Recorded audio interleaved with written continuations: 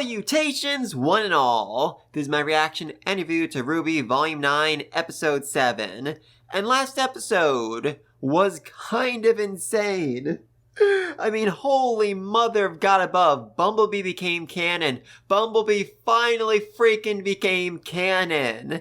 And I actually said that like 3 volumes ago when they murdered Adam together. But no, now they've kissed, now they're canon, and even Jaune, even this war-torn veteran Jaune, is just so delighted, and I'm so happy about that. Oh, that was amazing. But anyway, though, speaking of Jaune, we got a bit more of his new backstory in this world, because he was in fact the Rusted Knight from the book. And Alex, yeah, she was not really as the book described. She was awful, she was mean, she was terrible, and she seemingly poisoned Jaune before sacrificing her brother, apparently she had a brother, to the tree before escaping back to Remnants. And after last episode, I was convinced, 100% convinced, that her brother Lewis was in fact the Jabberwocker. After she betrayed him, he ascended, evolved to fit a new role within this world, and that role was literally death. A role that was completely foreign to this world before he arrived in it. Though, after the episode ended, I talked to some people online, and I realized it actually might make more sense if Alex wasn't the villain she seemed to be. I do think she betrayed Jaune, I do think she rushed to the tree with Lewis, but I think when the time came, she chose to sacrifice herself. She chose to stay in the Ever After to make sure that Lewis could escape, to make sure that her brother could flee and get back to Remnants. And I think the best possible evidence of this is, this entire world is obviously an homage to Alice in Wonderland, a book written by Lewis Carroll. I think Lewis escaped, got back to the real world, or got back to Remnants, and then wrote a book about his sister's journey and, glorified her, made her sound like a better character as a way of essentially paying her back for saving him, which would also mean that Alex herself is, in fact, the Jabberwocker. She is still in this world. Interesting. Very, very interesting. Not really sure how that's gonna play out. I mean, right now there are, literally dozens of Jabberwockers, all created by Neo, who has gotten just so much more powerful. And even, seriously, we are 7 episodes into this volume. I have no idea how many episodes we're gonna get, but I feel like Neo should have been a bigger threat by now. I'm still not entirely sure what the story of this volume is, besides, RWBY dealing with some severe PTSD. I mean, seriously, when Jaune gave her back Crescent Rose last episode, I'm like, oh, okay, maybe my theory is wrong. Maybe RWBY won't ascend. Maybe she isn't being stripped of everything she knows and cares about. But she couldn't. She couldn't even look at the weapon without just shaking. As the static was blaring in her ears, she was terrified. Terrified at the thought of picking up her weapon, of once more becoming a huntress, because she doesn't feel like she is worthy of that role anymore. While the rest of her team are like, "Aw, isn't that nice, RWBY got her weapon back," completely ignoring the, near mental breakdown she's having. Which, yeah, it might be this episode. This might actually be the episode where RWBY finally snaps and just starts screaming at everyone. Oh, I'd love that. I would really love that. I mean, it definitely seems like they're setting things up for RWBY to ascend, for her to go to the blacksmith and be reforged to fit a new purpose in this world. I mean, I don't think she's actually going to do it, but, actually having the conversation, actually agreeing to do it before her team stops her, before Little reveals that he's in fact actually Penny. Oh, I still want that to happen. It would just be so amazing. But alright, let's get started in 3, 2, 1. Oh, that is very cool. A paper crane. Actually, I think about it, I think the trees behind him are also made of paper, as is the glowing... Okay, so... Oh, right, well that made no logical sense whatsoever. A torch appeared out of nowhere and lit the sun. Because that's how this world works, I guess. Aw, love. I was gonna say I love Blake and Yang sleeping together, sleeping side by side, but Yang snoring kinda utterly ruined that. Meanwhile, RWBY's, just huddled, surrounded by her own cape, all by herself, staring at Crescent Rose. That's sad. I don't think she even slept that night. Also, John, I know you're old. I know this is your house, but you have 3 people staying over. You couldn't give one of them your bed and sleep on the floor instead? I'm just saying, that's a bit rude. And Yang is seriously snoring. Yeah, I don't think Ruby slept at all. I think she stared at a weapon all night. Okay, that was a bang. That was a very, very loud bang. I'm late! I'm late! Okay, apparently this is normal for John, though he is running late for something. Okay, so the sun that was lit by a magical torch is now on fire and is burning down the village. Because of freaking course it is. I love this world. And I'm actually amazed that John has managed to remain as sane as he is after a good 30 years trapped in this place. Overslept. I never oversleep. Yesterday, all the excitement. Get your head together. You can fix it. You always fix it. Okay, I may have been a bit off about John being sane. He is broken. He's very clearly broken. Which does, again, raise the question, what exactly is going to happen to John at the end of this volume? Is he actually going to stay in the ever after filling whatever role he's currently doing? Or will he go back to Remnant? Because a 50-something-year-old John popping back into Remnant? That would be hard to explain. That would be really, really hard to explain. I mean, he might get young again, but he'd still have, all the psychological damage. John! I can't wait. I'm late. Any second, there's going to be another. Okay. Right on time. Right on time. This is apparently a daily occurrence in this world. Get to town. I'll meet you there. Where's your weapon? Oh, sorry. Still waking up. Hurry! People are counting on us. Yes, seriously, is this not another sign that Ruby is very badly damaged? After weeks away, or days away, however freaking long they've been in this world, from her weapon, the thing that she takes everywhere, the thing that is a part of her, she isn't holding it, she didn't sleep with it, she doesn't have it by her side, she kept it in that box all freaking night. That is not a red flag for anybody? No, I am glad she was actually able to pick it up. I was kind of worried she couldn't. Whoa. Okay, so yeah, I think this entire city is actually made out of paper, and it is now on fire. That's bad. That's obviously bad. Who makes a town out of paper? Hello. Oh, people who are literally made of paper. That makes some sense, I guess. Welcome to our village. We hope that it pleases you. Would you be so kind as to tell us what you are so that... Oh, you don't seem at all concerned that your homes are on fire, Mr. Paper Tree Person.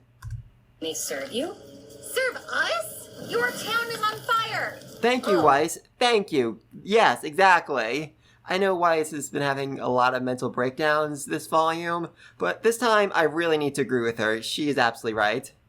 No, we are quite safe. We have our hero. He certainly looks like a hero. Hooray! Okay, maybe John can't actually go back to Remnant because I feel like these people would die without him very, very quickly. Stop that. Oh, okay, these guys are actually way bigger than I thought. They're a good 3 feet. I thought they were like 6 inches. Wow. I can't believe that almost happened. It's been ages since I missed the first fire. First fire? Fires happen often? Oh, every day. What? These are the paper pleasers. Paper Pleasers. That is such a weird name. Again, I have not read Alice in Wonderland or seen the movie in a long time, but I don't recognize anything like this. Weird. Probably the most polite, most hospitable after and's around.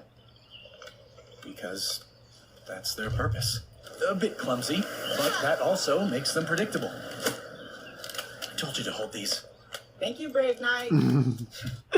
Okay, yeah, so I think John just has to stay here, because these people will literally die without him. Classic Ren. You named them? After your teammates? No. Wait, say classic Ren? I thought you said classic rabbit. I told you to hold these. Thank you, Brave Knight. Classic Ren. Yeah, okay, You so he did. said classic Ren. Ren isn't that, empty-headed. Then, hello. I am the one called Ruby. Oh, God Thank you. above. Hey.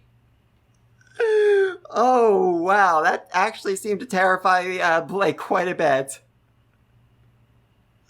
Well, Ruby meet Ruby. And I guess this means they didn't have names before John showed up. That. Okay, the disastrous lighting of the morning lantern is dealt with, crushing the Koi Pond Dam and flooding the entire village, so I'm thinking... quick brunch? Wow, John is broken. I mean, I said before, like, Ruby is about to have a whole mental breakdown. It feels like John has had many, many mental breakdowns and has just gotten used to them at this point. Oh, this poor, poor man.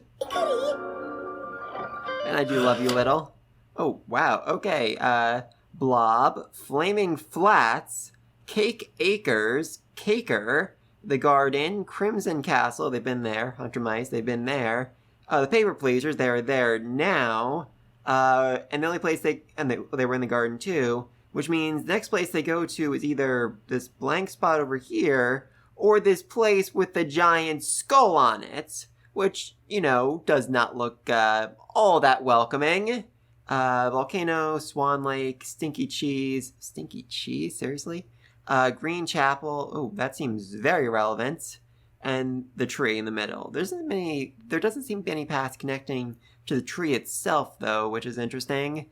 Is John just not willing to go there, or is there another path that they can't find? Or is there another path they need to find?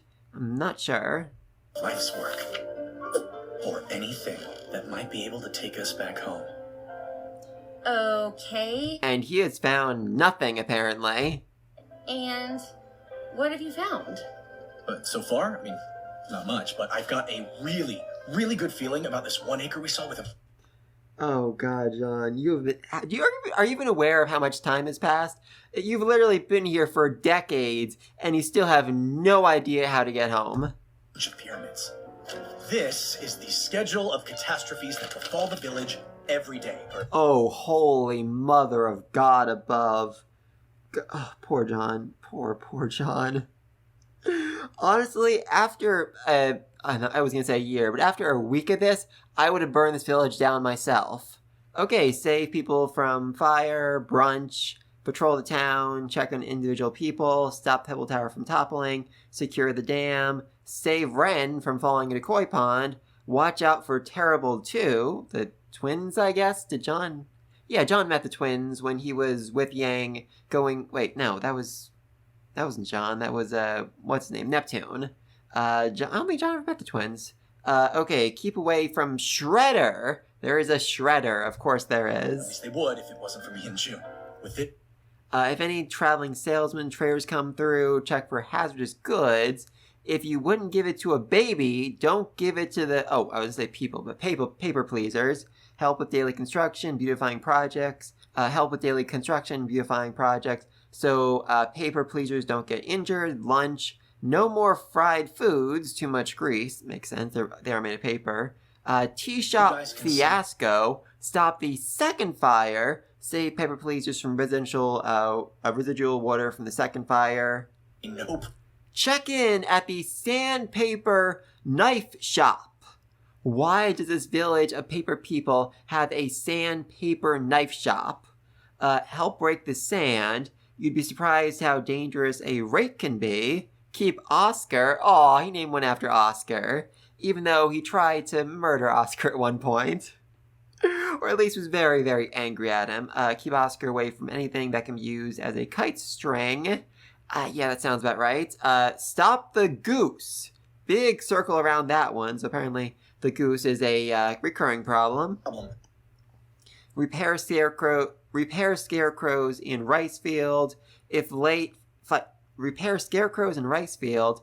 If late, fight off giant crows. Make new scarecrows. Ruby will help. Oh, of course she will. Stop carts from crashing. East Marketplace. Stop the coffee maker at the cafe before it explodes. Which means I can go...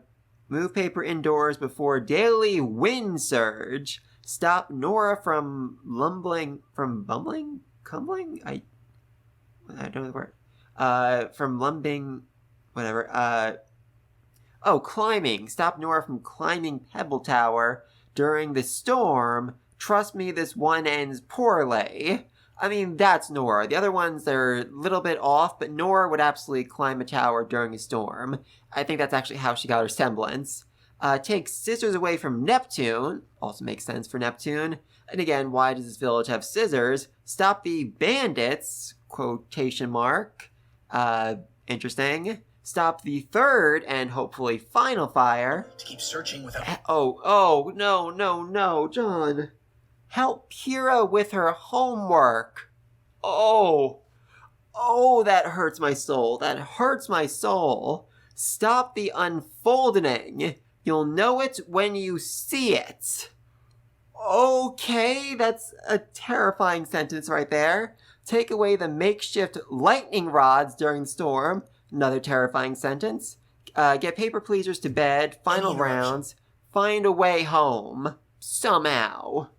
Okay, that's all terrifying. That is all so terrifying. But something I realized halfway through reading that list is the fact that the paper pleasers can't actually die. I kind of forgot that, but death is a foreign concept to this world. The people might be, broken, but they'll be put back together, replaced, and put back in the world. So all John is really doing here is stopping the people from being temporarily dead. I mean, I know that would result in their memories getting erased and whatnot, but still, I feel like he could just kind of, let them die at this point. He's let them live a very, very long time. They can just die now. With Juniper's speed and my familiarity with this place, we'll find our solution in no time. It's that patience pays off. It's what... How? How has your patience paid off at all? I mean, you found Team RWBY, or more accurately, they found you, but still. Finally back together. I know I can find us a way out, okay? I know it. I know it! Yeah, John's broken. John is very, very badly broken. Okay, maybe he'll have the mental breakdown this episode instead of RWBY. I'll just love Little. This isn't crazy. Oh, you're so precious, Little. Even though I'm very scared of John. I'm not crazy. Oh, you are very crazy, John. You are very, very crazy. And it is a testament to your willpower that you are only this crazy after literal decades in this world. This isn't crazy. It's easy. We can be frustrated later. Right now, Jaune needs us. Okay, thank you. Little is at least noticing RWBY's problems. Little is at least aware of the fact that RWBY is suffering as well, while everyone else is focused on Jaune, just because he is more obviously crazy. Still need him. We just can't count on him. Oh, we need him, but we can't count on him. Wow, that hurts. What does that leave us with? Well, if that's how everybody... The great tree does not kill. Okay. That is what we keep trying to tell him. But our hero still insists that we never ascend. Yeah, that's literally the way I said before. The papers can't actually die. They would just ascend and be reborn. But John's trying so hard to keep that from happening. He's trying so hard to stop the natural flow of this world. And I was about to say, the time skip means we kind of missed his dealing with Pyrrha's death, or Penny's death. But now I think about it, I think he's still experiencing it in this world. After, losing both of them, he's so desperate to keep these people from dying because he doesn't want to let anyone else die ever again. Especially people he's named freaking Pyrrha. Oh, that hurts. What? I do not wish to be rude, but our work has been completed for quite some time.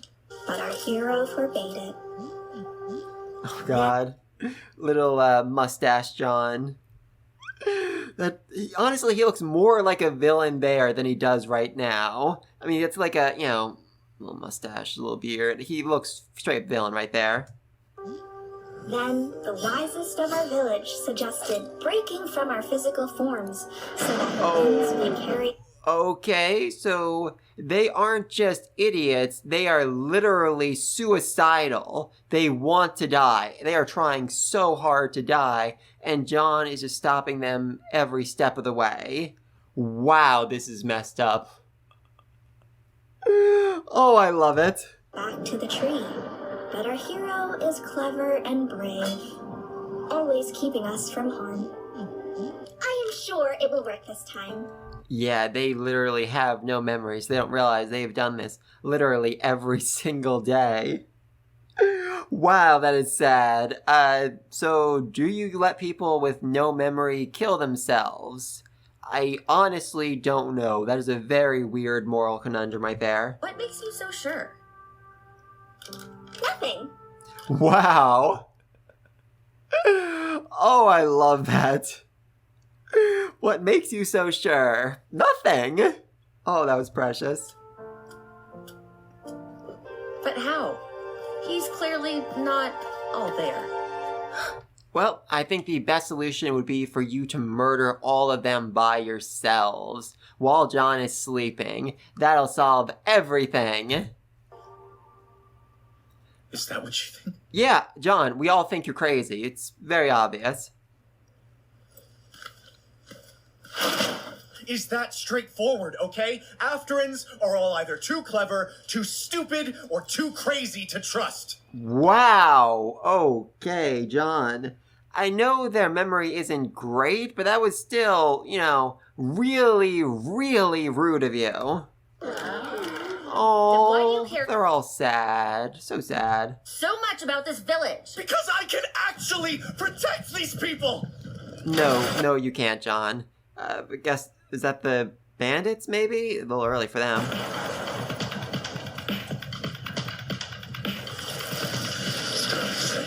Oh, no, it is the Jabberwockers.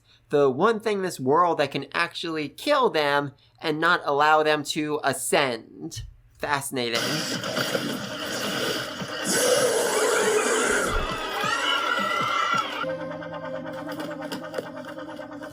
Yeah, RWBY is certainly not combat ready. And Little can tell. Little is RWBY's only true friend in this world, and I truly do think that Little is actually Penny.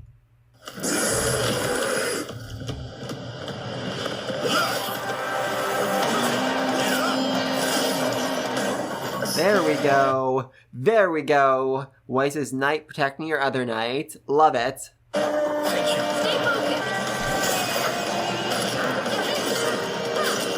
Loving the Bumblebee teamwork right here. Loving it. Especially after last episode.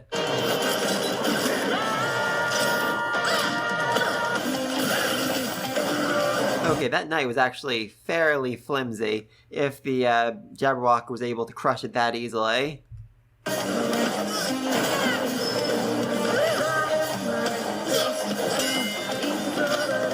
Oh, there we go. Some nice Weiss and John teamwork here. Very unexpected. Also, RWBY is nowhere to be seen.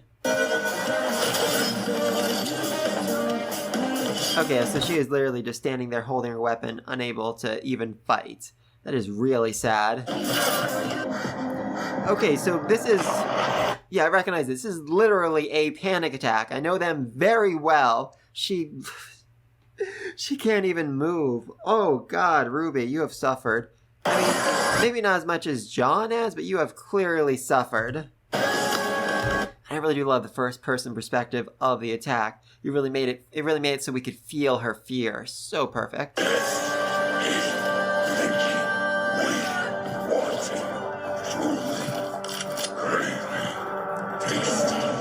Tasting, craving, wanting. I really do wish this episode had subtitles.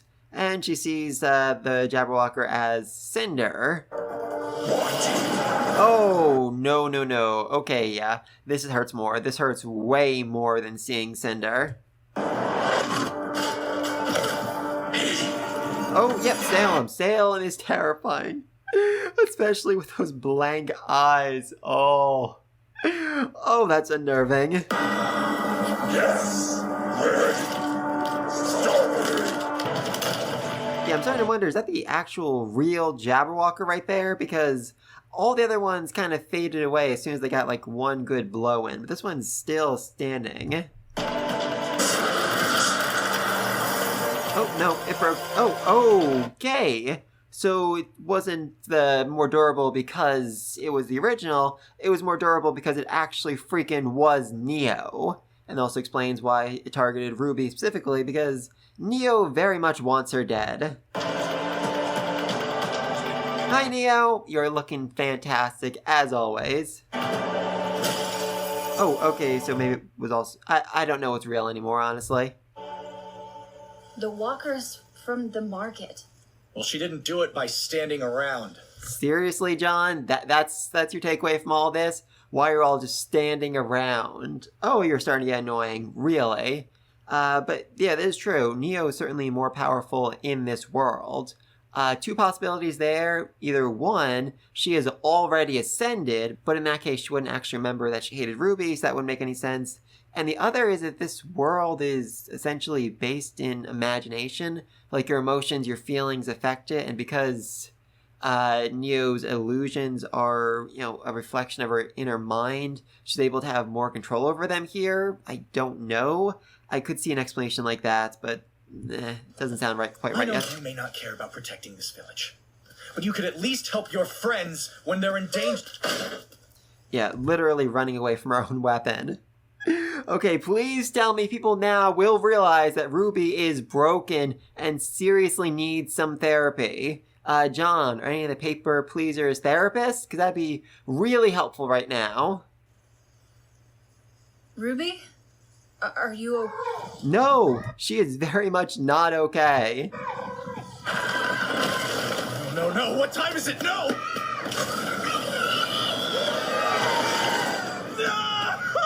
Yeah, that was... Okay, that was something else. That was group suicide right there. That was literally a group cult suicide because they believed that they would ascend to a higher state of being.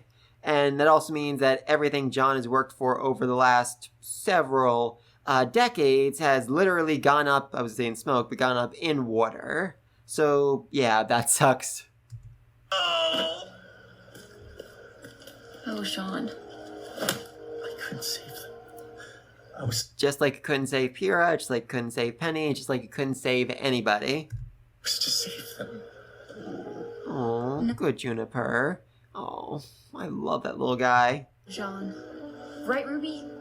Yeah, really. Are you expecting RWBY to give a pep talk right now? She looks more broken than the dude who just lost everything he's been fighting for most of his life. Why are you asking me? Yeah, really. Because I'm the leader?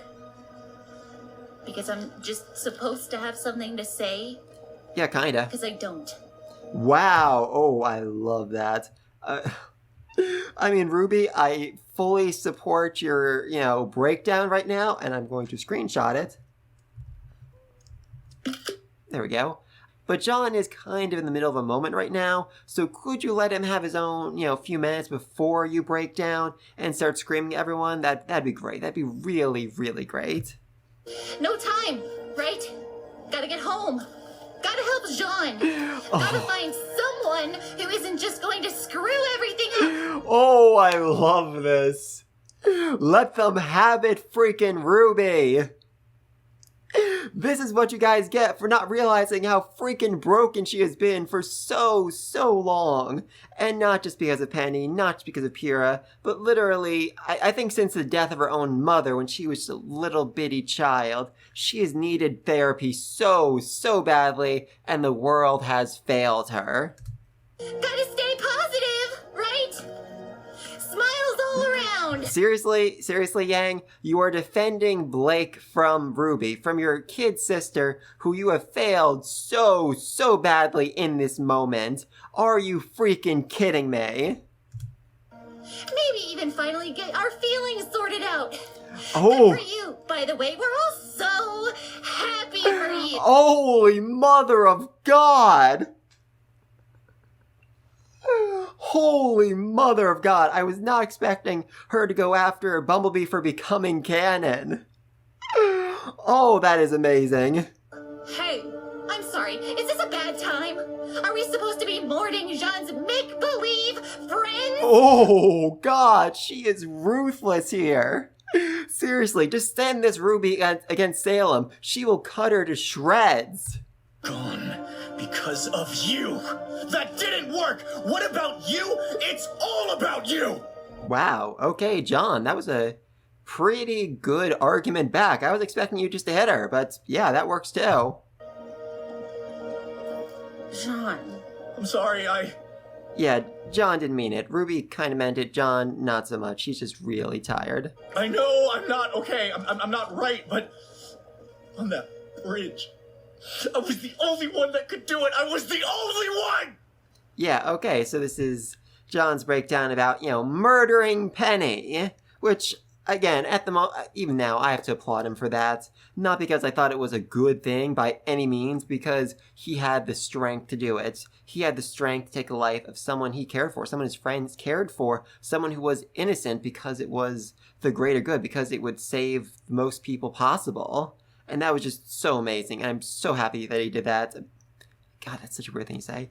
I'm not happy it happened, but I'm happy that he had the strength to do it, even though it so badly messed him up. And it is honestly kind of weird that we are seeing two almost separate mental breakdowns in this moment, and they're kind of battling over who actually deserves the breakdown more. It's weird. It is really weird. And now I have to live with that forever. I know things are bad, but Shut up. Yes, thank you, Blake. Seriously, it's even John. Even John is shocked by that one. Oh, I love it. Don't do that. Just don't. Oh, little. Oh, you're still by your side. Oh, I love this little guy so much. Oh, okay, Ruby flew away. Though she took her weapon with her, which I was not expecting, given the whole PTSD thing when she tried to fight, but still. She took her weapon, so she'll probably be okay. The paper pleasers, yeah, not so much. They're all dead. Again, though, it's a weird, yay, we're dying, mass suicide thing, which, yeah, it's weird. That is so weird. I think there was a discussion at the beginning, hey, this episode discusses difficult subjects, which, yeah, suicide, obviously. I wasn't expecting them to be so pro-suicide, though. That is a very weird decision for Rooster Teeth to take here, just saying.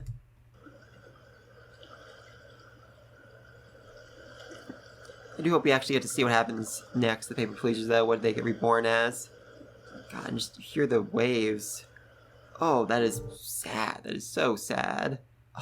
Oh God, I love the way they drew Ruby in this scene. She looks so stylish. So anime, amazing. Positive, right? Smiles all around. Maybe even finally get our feelings sorted out.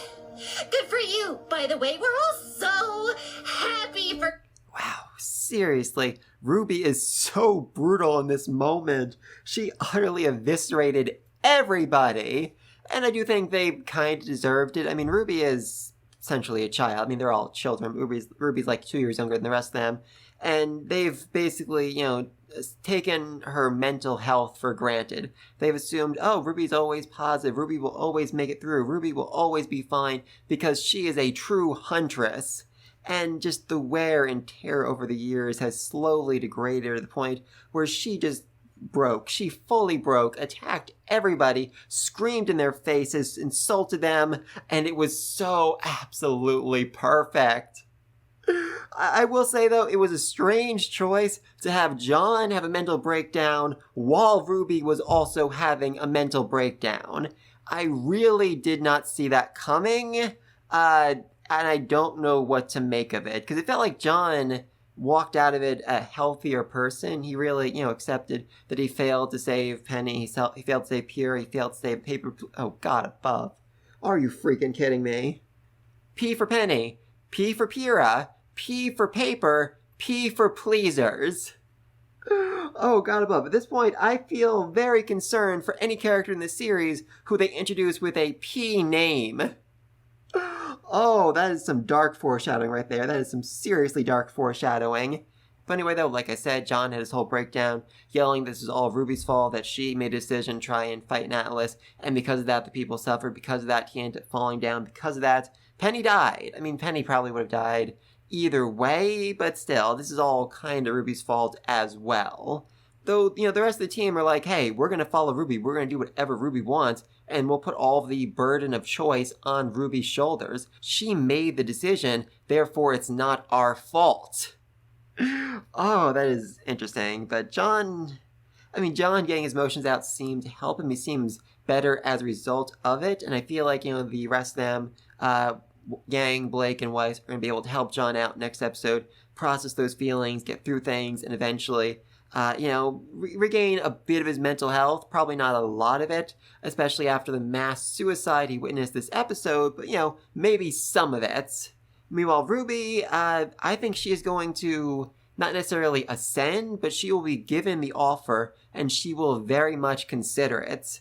I mean, I actually would really like it if they, did a thing where Ruby ascended, where she became someone new, something new, and then afterwards the team were able to basically undo the ascension, find a way to bring her back, find a way to make her who she used to be once again. That'd be interesting. I really would like that. And honestly, I just want to see what an ascended Ruby would actually look like. I mean, if the Jabberwocker is the ascended version of Alex or Lewis, what would the ascended version of Ruby be? Very curious. Although it is definitely worth noting that Ruby is not alone in this moment.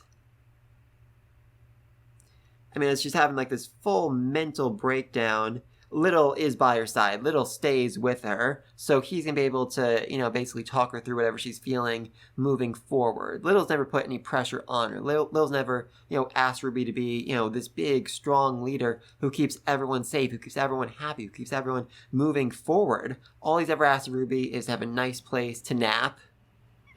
And right now, I think that's the kind of friend Ruby needs the most. Someone she can just talk things out with. Someone who expects nothing from her. Oh, next episode's gonna be amazing. I cannot freaking wait for it. Thankfully, I won't have to wait too long. It is actually Wednesday when I'm recording this. Well, Tuesday night into Wednesday. Yeah, I got really busy, so I didn't have a chance to record for a while. Anyway, though, please let me think down below. Is the Jabberwocker actually Alex or Lewis? What do you think about Ruby's full mental breakdown right here? What do you think of John also having a mental breakdown right here? And what do you think of Rooster Teeth being pro-mass suicide? Because that is a weird choice. That is a very, very weird choice for them to make. I don't know. I really don't. But let me know what you think down below. And until next time, peace!